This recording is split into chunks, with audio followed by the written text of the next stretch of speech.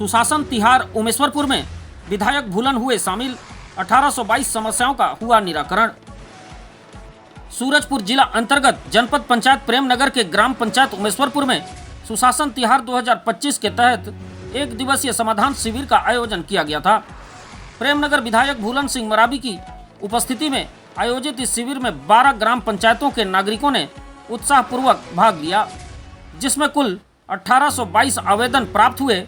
यह शिविर ग्रामीणों की समस्याओं के त्वरित समाधान और सरकारी योजनाओं का लाभ वितरण का एक प्रभावी मंच साबित हुआ है।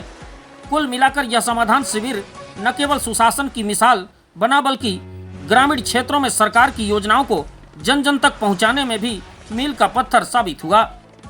शिविर को संबोधित करते हुए विधायक श्री मरावी ने कहा कि राज्य सरकार जन जन की समस्याओं के त्वरित समाधान के लिए कटिबद्ध है। सुशासन तिहार जैसे आयोजन ग्रामीण अंचलों तक सरकार की पहुंच को मजबूत कर रहे हैं।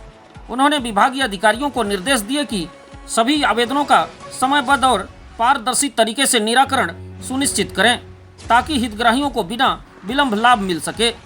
शिविर में विभिन्न विभागों ने हितग्राहियों को योजनाओं का लाभ पहुंचाकर उनकी खुशियों को दोगुना किया।